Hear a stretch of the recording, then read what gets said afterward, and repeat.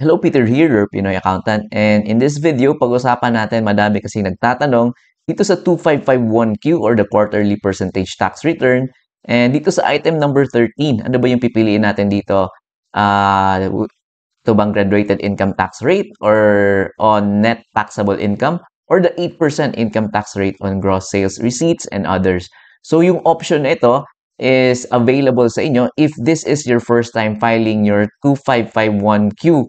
So if nasa second quarter na kayo, hindi na kayo pwedeng pumili dito. But if ever, for example, June this year lang kayo nakapag-register sa BIR and this is your first time filing your 2551Q, you have this option pa na pumili whether you would opt for graduated income tax rate or yung 8% income tax rate on gross sales. So, nasa inyo yan whether you will avail the gross income tax rate or ibig sabihin nito magpo 40% optional standard deduction ba kayo or itemized deduction pag ito yung pinili ninyo, the graduated income tax rate, or kung gusto nyo naman ng 8%, ito yung pipiliin ninyo. So, yung 8% na option nito is definitely available to sa ating mga non-VAT dahil yung ating gross sales, annual gross sales naman for the year, hindi aabot, hindi lalampas ng 3 million. So, pag yung gross annual sales natin ay hindi lalampas ng 3 million or yung VAT threshold yung tawag na yon, we have this option to avail ng 8%. So, may previous videos sa yan on how you can avail the 8%. And one of the ways nga to avail the 8% is through itong form na ito, the 2551Q, quarterly percentage tax return, pwede nyo piliin itong 8%. So, if tanong niyo ano ba yung mas advantage, ano ba yung mas pipiliin ninyo, whether mag-graduated income tax rate ba kayo or 8%, so the only way to find out is through computation. So, papakita ko sa inyo kung paano nyo i-compute and kailangan nyo din i-forecast for the year kung magkano ba ang inyong annual gross sales. So, ito yung example natin ng income tax. Yung estimate natin for the year 2025.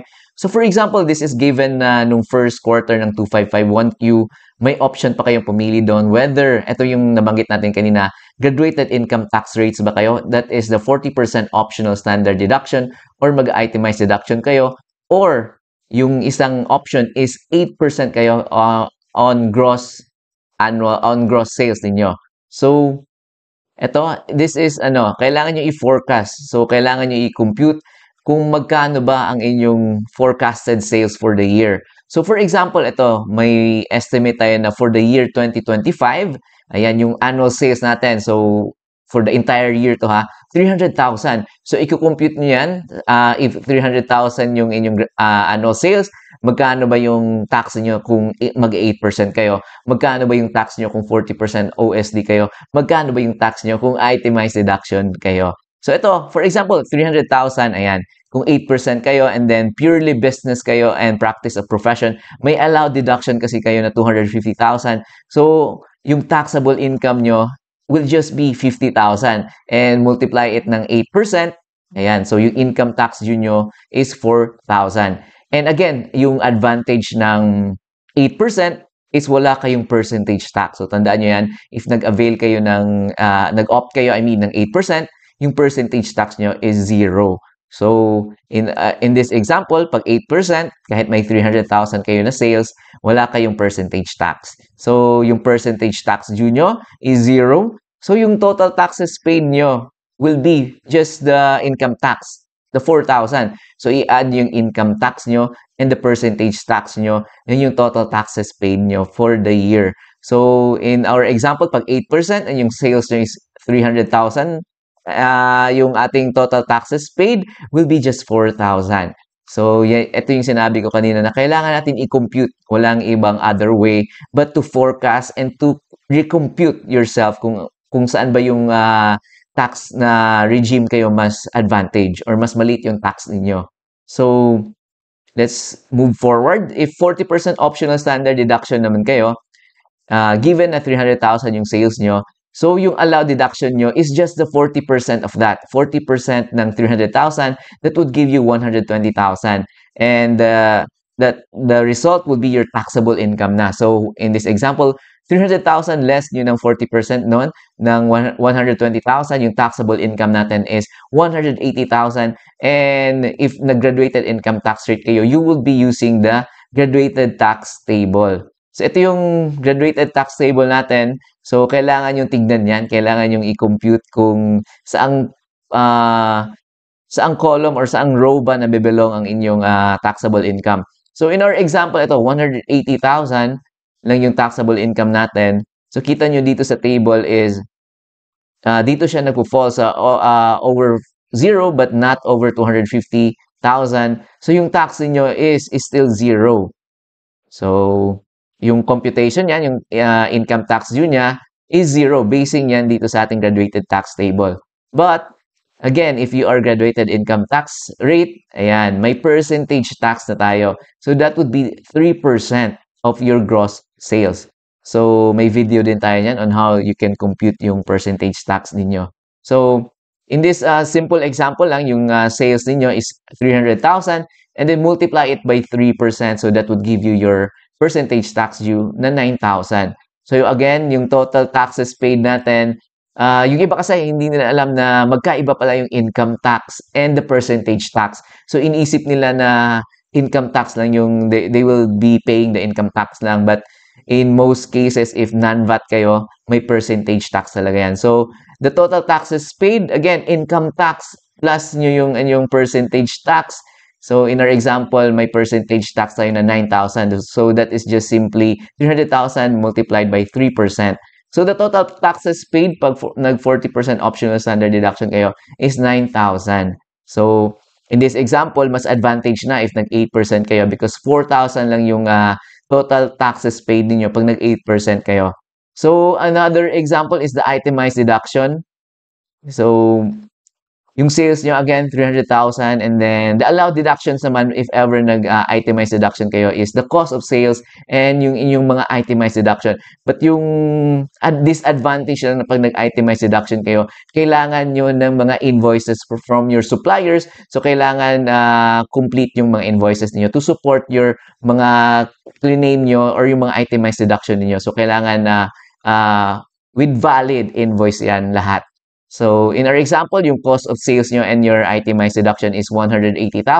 So, that would give you your taxable income ng 120,000. If pansin nyo, if nag-itemized deduction kayo, mas malaki talaga yung deductions na makuha ninyo.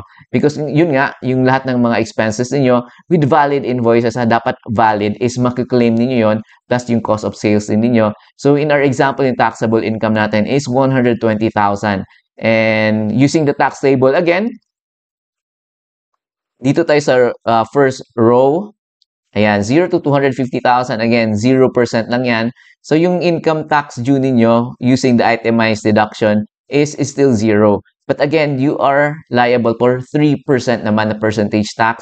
So, again, 300,000 multiplied by 3%, that would give you your percentage tax due na 9,000. So, total taxes paid niyan is 9,000 again for the itemized deduction. So, if using this, if finorcast niyo magkano ang inyong annual sales and nag-compute kayo ng 8%, OSD, and itemized deduction, malalaman ninyo na yung advantage sa inyo is using the 8% because the 8% yung total taxes nyo is just 4,000. So, more or less, di ba? If yung gross sales niyo is hindi naman within 250,000 or medyo lampas ng 250,000, mas advantage yan if nag 8% kayo. So, again, yun lang yung ating video for today. Yan, pinag-usapan natin is yung sa 2551Q, babalik natin doon yung ating screen. Ayan. So, pinag-usapan lang natin dito is, dito sa number 13, ano ba yung pipiliin ninyo? Will you choose the graduated income tax rate or yung 8%? So, nasa inyo yan, nasa option ninyo.